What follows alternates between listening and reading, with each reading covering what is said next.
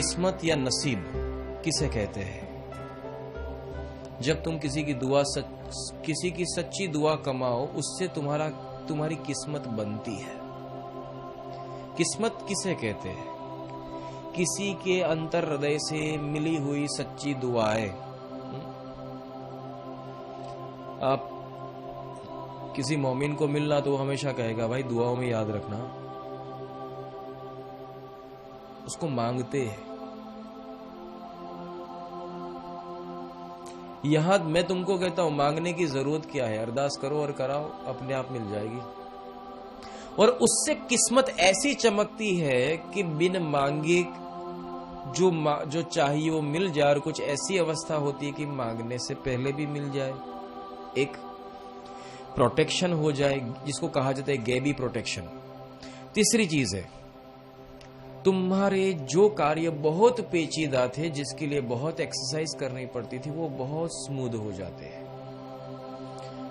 ये किस्मत का भार है। उसमें दूसरा आता है कार्य अगर सच्ची निष्ठा से करे, ये मिश्रण है। अगर सच्ची निष्ठा से कार्य करते हो तो कार्य जरूर परिपूर्ण होते हैं। तीसरी चीज कार्य, और यहां लग तो आ गया, पर उद्देश्य, क्या उद्देश्य प्रभुलक्षी है? गुरु साहब हमेशा कहते थे अगर प्रभुलक्षी जो उद्देश्य वो जल्दी पूरे होते हैं, मानवता लक्षी उद्देश्य वो जरूर पूरे होते, पर किसी उद्देश्य में एक भी जगह किसी का बुरा आ जाता है, वो उद्देश्य पूरे नहीं होते। एक भी जगह किसी का बुरा, क्योंकि परमात्मा उस चीजों को ग्रांटेड नहीं करते।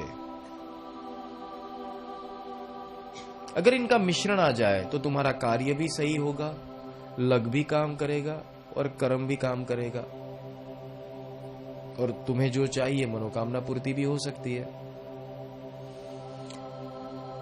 इस बातों को समझने की कोशिश करें, और इस अवस्था को प्राप्त करने के लिए सत्संग चाहिए। सत्संग की परिभाषा यह है कि ज्ञान, खुद को एजुकेट करो,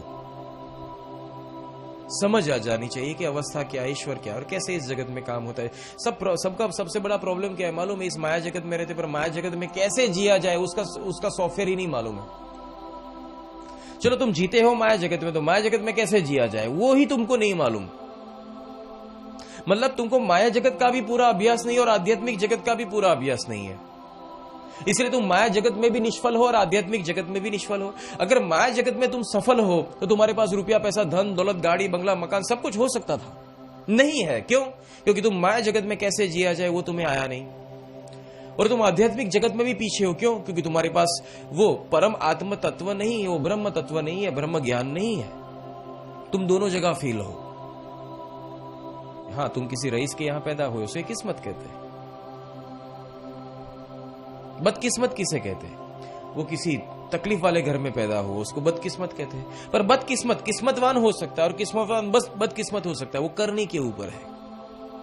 साथ में उसका लक होता है, दुआएं होती है, आशीर्वाद होते हैं। कहते हैं कि अगर कोटि कोटि महाव्रतात, कोटि कोटि महाजपात, कोटि कोटि तीर्थ गहनात, कोटि कोटि महायज्ञनाथ पराशरी पादुका स्मृति की एक बार सच्चे हृदय से अगर गुरुदेव की पादुका का स्मरण किया जाए तो करोड़ों यज्ञ, करोड़ों जप, करोड़ों व्रत, करोड़ों तीर्थ, करोड़ों यात्रा, इन सब का फल एक तराजू में रखा जाए। और एक बार अंतःकरण से सच्चे हृदय से गुरुदेव का ध्यान किया हुआ वो दूसरे तराजू में रखा जाए तो गुरुदेव का चिंतन किया हुआ तराजू का पल्ला भारी हो जाएगा, वो पुण्य ज्यादा है। तो इसी ऊपर से प्रमेय को सिद्ध करे तो एक बार गुरुदेव के अंतःकरण से निकली हुई दुआ है, क्या तेरे जीवन में रंग नहीं लाएगी? ये तो पादुका दर्शन का इतना महत्व है, तो मौ जाने का क्या महत्व है? पर यहां बुद्धि नहीं गई, यहां बुद्धि नहीं गई। अरे तू इतना सारा चालाक है, बहुत सारी गिनती कर लेता है, 2 का 3, 3 का 4, ये सब तुझे आता है, तो यहां तेरी बुद्धि क्यों नहीं गई? बिकॉज आध्यात्मिकता मेरी खोज नहीं है। आध्यात्मिकता मेरी खोज नहीं है।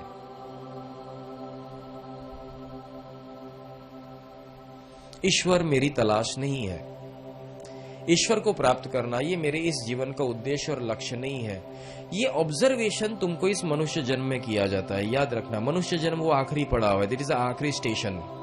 This is junction. इस जंक्शन में देखा जाता है, स्लॉट नक्की किया जाता है कि किसको यहां से ऊपरी जगत में भेजना है, तो किसी को पशु योनि में मतलब जीव योनि में वापस डालना है। यह आखिरी पड़ाव है। तुमको यहां प्रूव करना पड़ेगा, बिना प्रूव किए तुम यहां से निकल नहीं सकते। ये एग्जाम है आपकी, तुम्हारा एवरीडे ऑब्जर्वेशन हो रहा है, भले तुमको नहीं मालूम, क्योंकि एग्जाम ऐसे ही ली जाती है, बोलकर एग्जाम नहीं ली जाती। तुम्हारी एक एक करने के ऊपर ऑब्जर्वेशन रखा जाता है, तुम्हारी एक एक सोच के ऊपर ऑब्जर्वेशन रखा जाता है, और बाह्य ऑब्जर्वेशन से ज्यादा ऑब्जर्वेशन तुम्हारे अंतःकरण में रखा जाता है। अंदर सेंसर तुम्हारा एक्टिवेट है, जिसको कहा जाता है जमीर।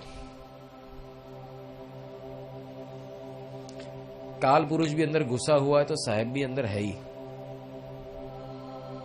पूरे सेंसर एक्टिवेट है, तुमको नहीं मालूम। तुम सोचते हो ऐसा थोड़ी हो सकता, अंदर बैठा है वो कौन है, जो तुझे डांटता है वो कौन है, तेरा जमीर झकझोर जाता है वो कौन है,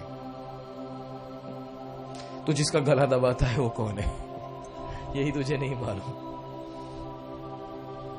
ये तुम्हारा जमीर है, वो तुम्हारा ईश्वरीय तत्व है, जो तुम्हारे अंदर रहा हुआ बीज है, वो कोई और नहीं है। बैठा है घर भीतरे रहता है साचेत, जैसी जिनकी चाकरी, जो जिस मति से चाकरी करेगा, गिनती से करता है, दिल से करता है, प्रेम से करता है, प्रायोरिटी से करता है, वैसे ही गति देत।